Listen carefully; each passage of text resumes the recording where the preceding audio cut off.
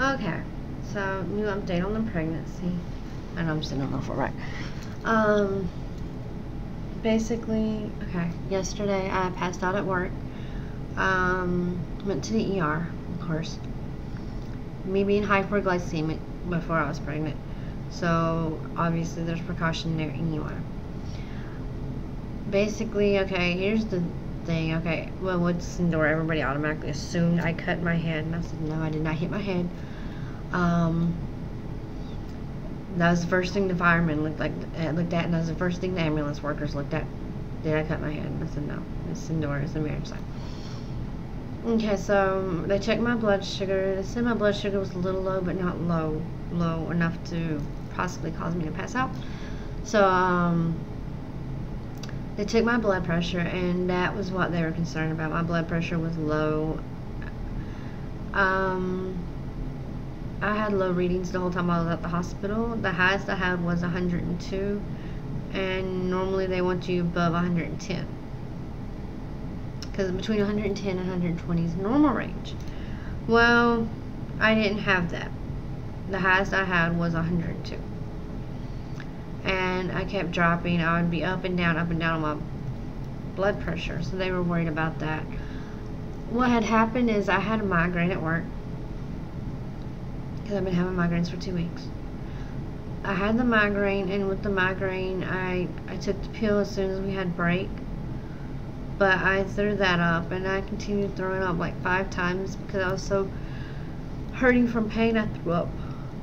And so I missed work. And I had to go home because I passed out. Well, I went to the hospital. And so they sent me to the hospital. They had put me up to, I don't know what the monitor is. It's kind of like EKG maybe. I don't know. It's basically a bunch of round circles because I had these all over my body. The ambulance stuck these on me, and the hospital stuck these on me. So I had all these little stupid pads stuck to me, and the sticker stuff still stuck to my skin. I can't quite get all my sticker stuff off. And they drew blood over here on my arm, and it's all bruised and sticker stuff there, and did my finger, and I had sticker stuff all over that, and had an IV sticker stuff from that.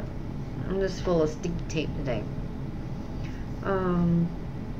Basically they kept monitoring my pressure, and like that when I went for the first time with the migraines,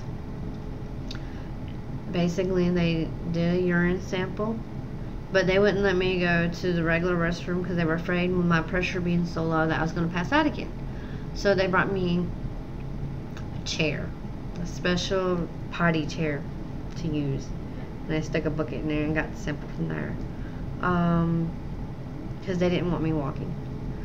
And so I went through one, they did that, and then they did the blood work, which I know the blood work takes 2-3 hours just to do the blood work alone.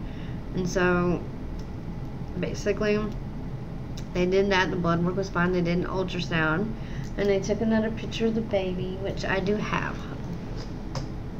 The baby wasn't bouncing as much, but I think it's where I took that medicine, and the baby actually could experience some of it, not a whole lot. And I think that's why it's making me throw up so much. But this is the new ultrasound picture. He's got his head tilted back, and there's his chest. He had his arm up, but he took it down right as we took the picture, and he popped his head back at the same time. I'm assuming it's a boy.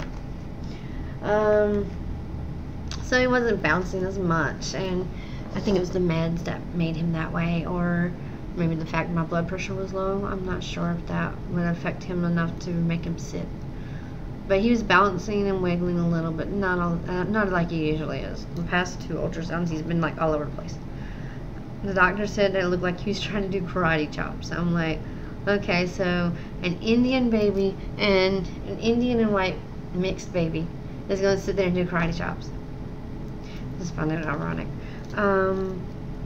But they did 1 bag of fluid, and they thought, well, they talked to my doctor, and they said, well, if she's fine, if her pressure seems to be okay, then she can go home.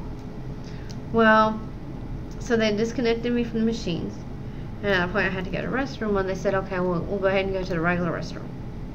So I go to the regular restroom, and I come back to the bed.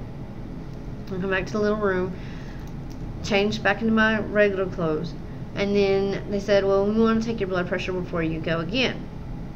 Okay. So they took my blood pressure. I wish they wouldn't have. But because they took my blood pressure was at 90. They said, no, I need to ask the doctor because that's too low. We can't really release you with it that low. So, okay. So she talks to the doctor, and Dr. Disney, because I had the same doctor this time, came back and said, okay, well, we're going to put you on another bag of fluids to see if maybe that's, maybe for bringing up, because they're thinking maybe it's because of hydration. That's why I'm having low blood pressure. So I'm dehydrated. I can't eat too much and I can't drink too much. So it might be, I don't know. But, so we put another bag of fluid on, and I sat there and waited another hour. It was at 4 hours, and that's when they were going to release me, and then they said no. Then they took my blood pressure halfway through, and halfway through the blood pressure rose to 99.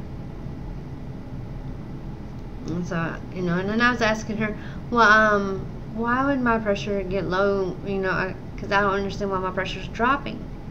I said, I know at 20 weeks, the baby's heavy and the baby pushes out on their blood vessels, and that can cause a pressure drop. And that, but I'm not 20 weeks, I'm only at 14.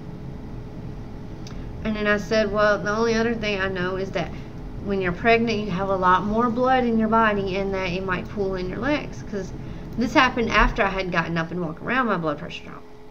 And she's like, well, but if that was the case, you would have swelling. I don't know if I have swelling or not. I really can't tell. I mean, I know my ankle's swollen, but that's from almost getting hit by a car and twisting my ankle. But other than that, I can't tell. So basically, they gave me the other bag of fluid. I was at 99 halfway through, but when they took my pressure afterwards, it dropped down to 95. But she was talking to Dr. Disney, well, should we put her on a third bag or not? They said, well, there's not much hope, not much help that it's doing, because her blood pressure's not going up. They should have just gave me the phone and let me talk to Juan. My blood pressure would have went up. Just let me get in fighting with him, and then my pressure would be up, and then y'all would be happy and let me go. So, and I was planning to go to work today, but Shirley says she couldn't because her daughter is supposedly sick again. Shirley just doesn't want to help me because all I gave her was $5. I can't do more than that. She owes me $100, but she can't give me rides to work. And the person I used to ride with, well, she's in the hospital. She's going in and out of the hospital with surgeries right now. And she's not even driving herself to work. Her daughter's bringing her to work. So on the serious note, I might be changing locations in like a month, because I might have to move back home with my parents, because I'm not going to have much options. I'm trying, but I can't find the right ride to work. So I might be changing locations in like 3 weeks probably. So we'll see if my internet works there. If not, then I'll have to change internet providers and try to see what I can do on getting some kind of money, because I'm gonna have to try to find a job there and everything. So yeah, I might have to hear some news about this stuff. So I'm frustrated all the past 2 weeks trying to find rides to work, trying to deal with migrants and trying to find rides at the same time. My last hope today was a church, and they said they can't help me. So if y'all do pray for me that I do find rides to work and that I don't have to move. I really don't want to move, because my sister moved back home and I prefer to be on my own. As far as having my own place, having my own room, you know, if you want to get up and eat something at 2 in the morning, you can be cooking and make all the noise that you want because nobody else is here, you know. So just keep me in y'all's prayers. Okay, thank you.